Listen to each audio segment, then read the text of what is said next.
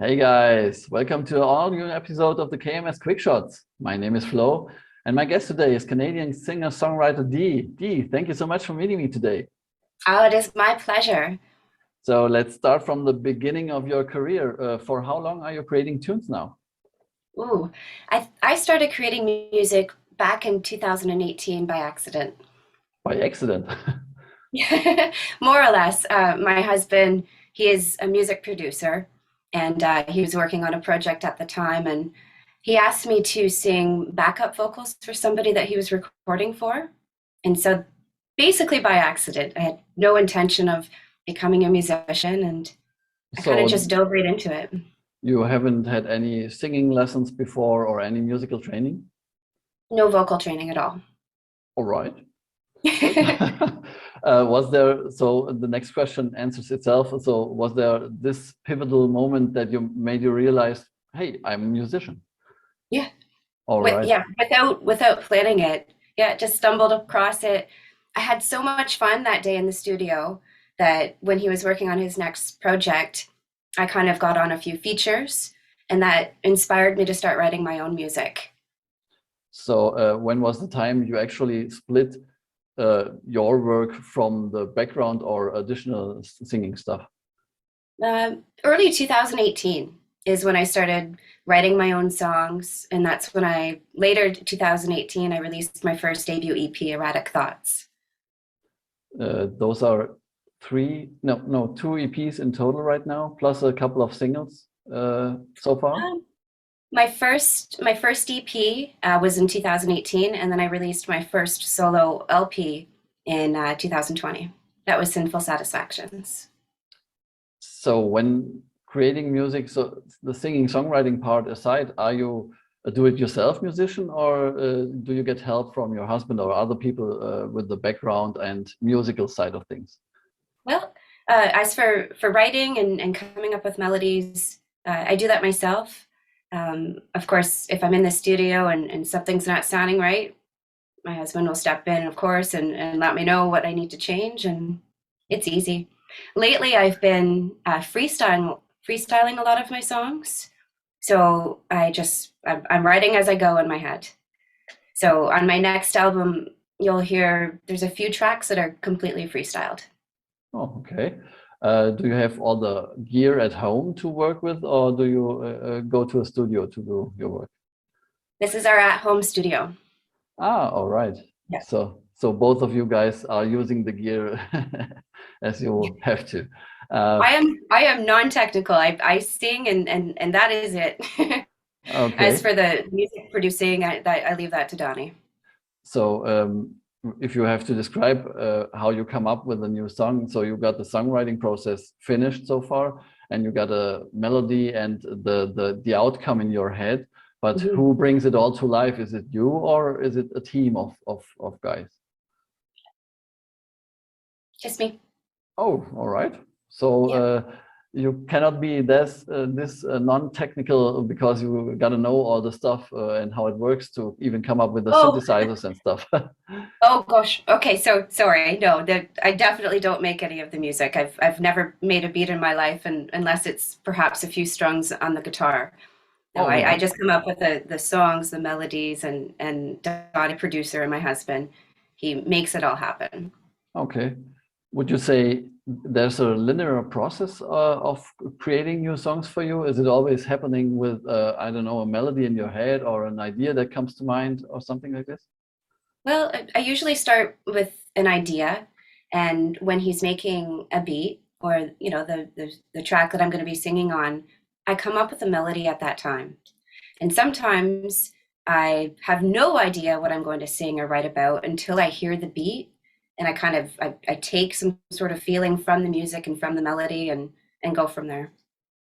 So what would you say was the hardest moment ever when creating a new song? Is it related to you have to sing to a total different beat than you expected or something like this? Yeah, that can be a challenge. There's a few songs that I've recorded that I have probably sang on at least 5 or 6 different beats. So I have some versions of my songs that are just so different. And sometimes I'll be thinking of one of my songs and I will forget the newest melody and I'll be singing one of the other versions. It's kind of fun. There's a couple of songs on my next album that was like that. It took a few tries, few different beats for me to find what I really liked. Hmm. Would you say you got some source of inspiration when creating new songs? Yeah, from everyday life. A lot of it is from personal experiences. Some of my songs, of course, are I take from personal experiences from people that I know, and then of course some things are just conceptual and stories. Hmm. Hmm. So, if I had to describe your style, I would start with R&B, of course, but it's just a sophisticated blend of R&B, soul, jazz, electro, and some special kind of groove. So Yeah. it seems you're not really bound to just one genre. How did you come up blending all those things? Was it a coincidence or was it a planned move? I think so. I listen to a wide variety of genres of music.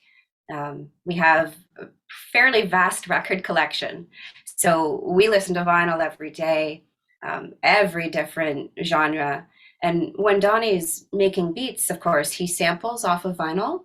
So we listen to so many different kinds of music. And I think I just pull from any direction. All right. So you just mentioned your upcoming album, Fresh Air Fantasies. You already teased some of it through the socials, or you had the first single out of this album released already. So Yeah. when? That's the most important question. When is the album be dropping? It is so exciting. I'm literally sitting on the edge of my seat because I'm so excited about my next album. But it is sent off to the vinyl manufacturer in Toronto, and it takes 30 to 34 weeks apparently for vinyl production these days. All right. What a wait.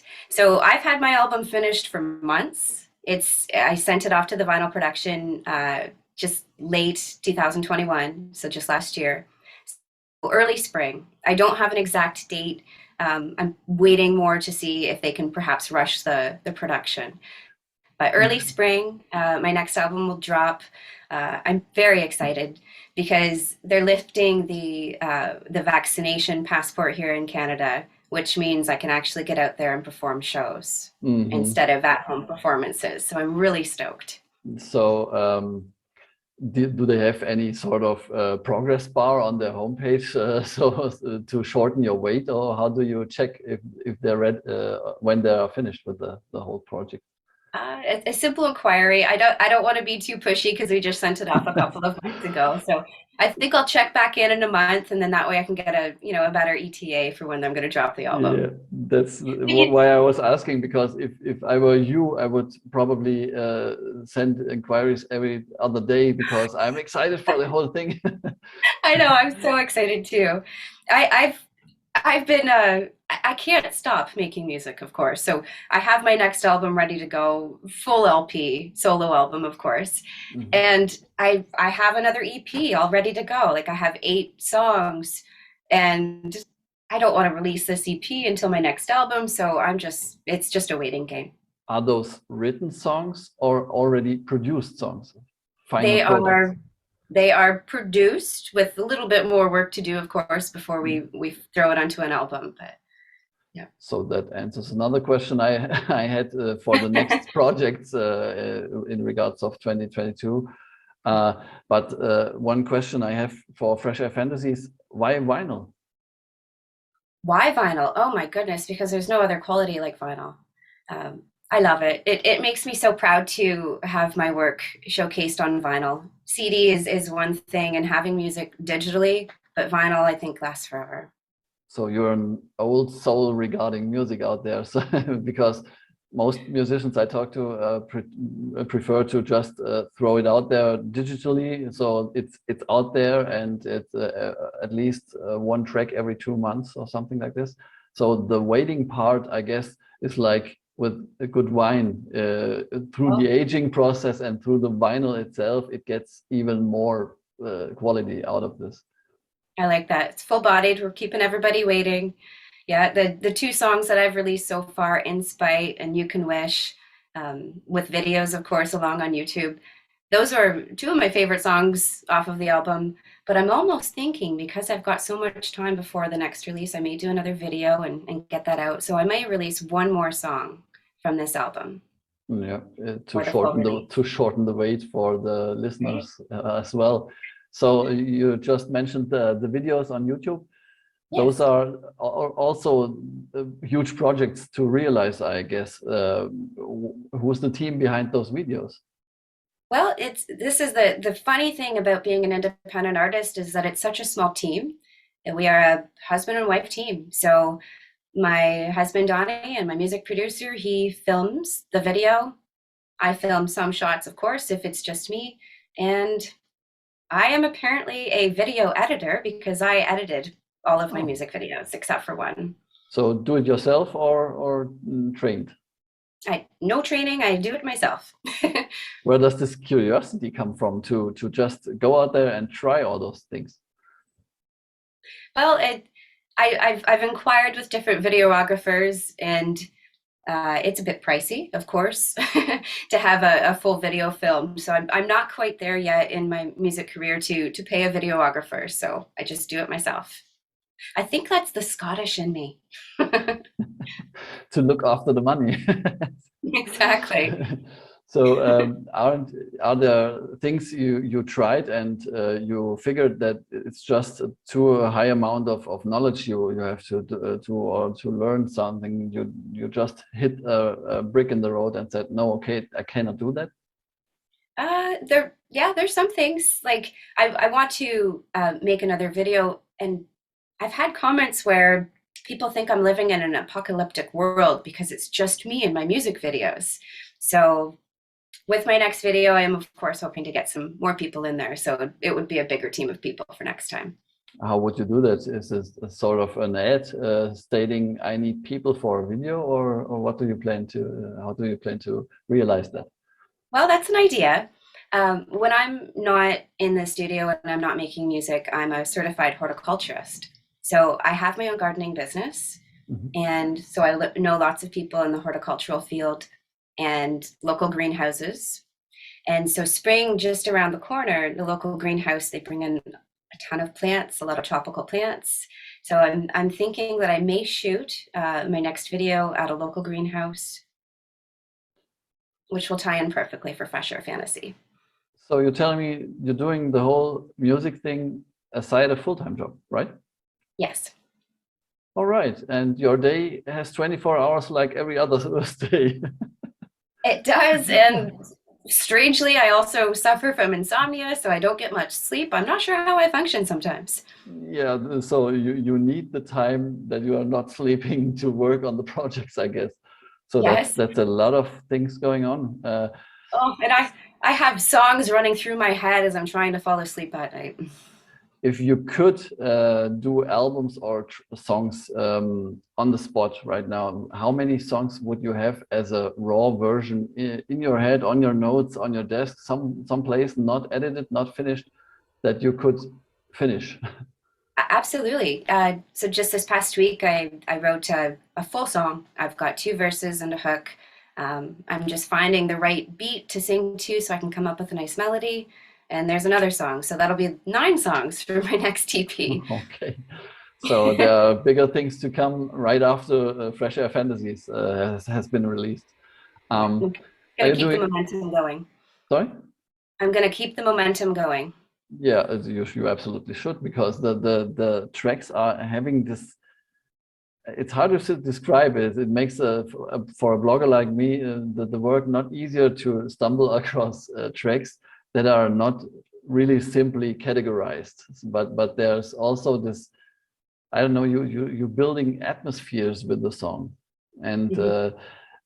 I always thought or wondered how you come up with this atmosphere, because this is present in every other release, but in a total different setting. So you could, there's an energetic one, a darker version of something like this, but you always can hear the out of it. So this is one central point, but I guess this is just your signature sound. And I guess with your husband always already being your producer, you can work very close together, and you know each other well enough to say, nah, I don't even have to state that as a version, because she never will be singing for this one. Or you can go to him and say, what's that? It's not even a beat. That's So right. I guess this is making things easier for you guys. Oh yeah. You mentioned the live gigs before COVID happened. Are you doing live gigs already? Or I think at this time it's kind of hard doing live gigs, but did you do live gigs before COVID? Great question. When I released my debut EP back in 2018, I did an album release party at a local venue.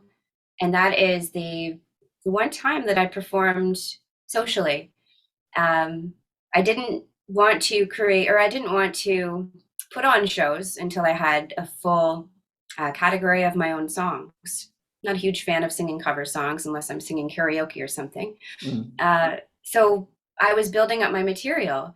And then when I released my full LP in 2020, that was when the pandemic started. I had everything planned out, released it March of 2020, and boom, pandemic, nobody can go out. So the past 2 years, I've been just dying to perform. But it's almost a blessing in a way that the pandemic happened, because it's given me a chance to create more material. I have a new album that's coming out just around the corner. So I have a full set list now. I've got a 45-minute to an hour set list with encore songs, and I'm just ready. So I'm out there, and I'm just right now looking for a promoter to start getting me out there and playing some shows. Would it be self-promoting in the beginning, like asking at local venues or something like that? I'm going to get started by asking myself.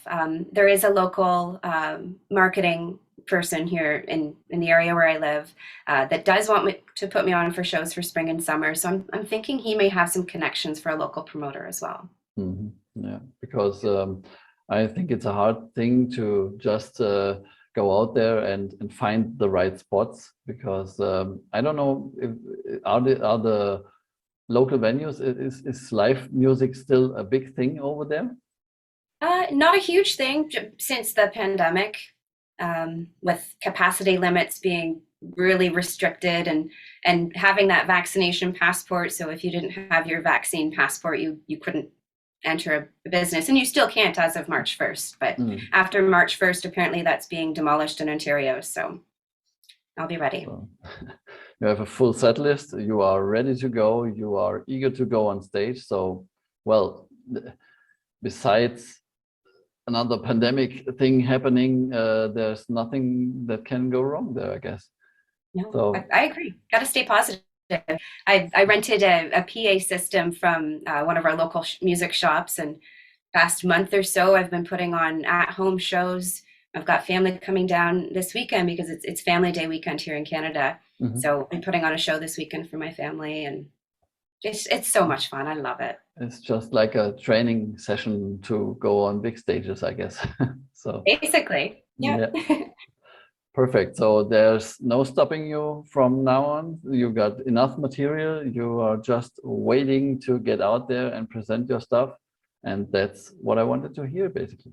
So I'm so excited. Yeah. So I really hope that the whole pandemic stuff is going to be over soon, so that all of the musicians eagerly waiting to get out there and present their stuff are able to do so, because that's one of the main aspects of being a musician, at least in my point of view. So yeah, I hope really that you can do so very soon. And call the vinyl factory and tell them there are people out there eagerly waiting for your music. So maybe that will speed up the process. I will do that next week for you. Perfect. So Dee, thank you very much for meeting me tonight. It was a pleasure to have you on the show. Guys, if you want to find out more about Dee and her music and her upcoming projects, make sure to check the links on the end of the video and the links in the description of the video. That's it for today. Thanks for watching. Be safe. Bye. Mwah.